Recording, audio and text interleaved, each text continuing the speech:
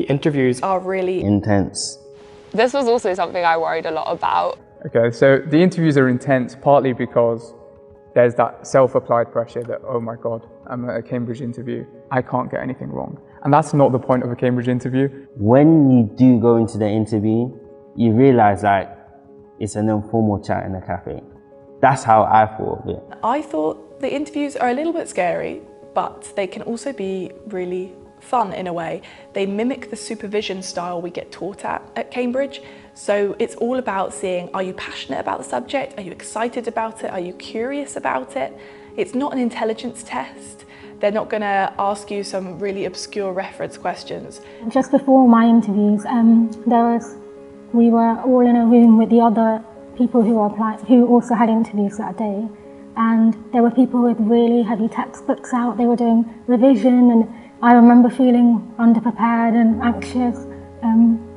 But I think try and not get fazed by what other people are doing. I mean, you know what you've done, and you know what you have to bring to the table. So really just go into it expecting to talk about yourself, and anything you don't know, just give it a go.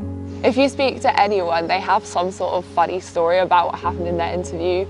And maybe it was a little bit scary, but looking back, you can laugh about it. So I remember in mine, I couldn't turn on the calculator for like 2 minutes, and I was meant to do this maths question. And then the interviewer ended up having to do it for me, and I was so embarrassed. And I thought I'd completely failed the interview, but actually it was fine. I think I just got really flustered, and that's okay. Don't be afraid to say something that's wrong. They're really not testing how many things you can list off by heart.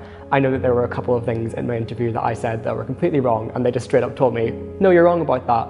And then it's about, they want to see how you respond to that kind of challenge and how you can respond to criticism in a constructive way.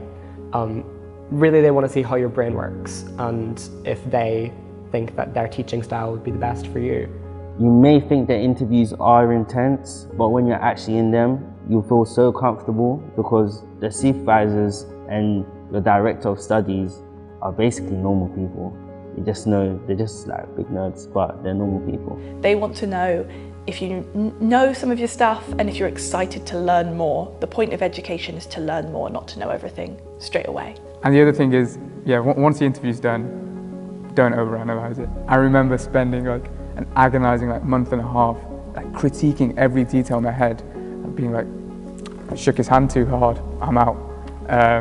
Or I cracked a joke, I'm not sure he laughed hard enough. You know, stuff like, it's not important, right? At the end of the day, they're looking for people who are, like I've said, passionate about their subject, and at the same time, who they think is relatively teachable. I ended up getting to have really positive, constructive conversations with some of the leading people in the fields that I'm interested in. It's a really exciting opportunity, actually, and if you go into it with that mindset, I think that's the best experience you'll have, which will then reflect, I think, on how you come across.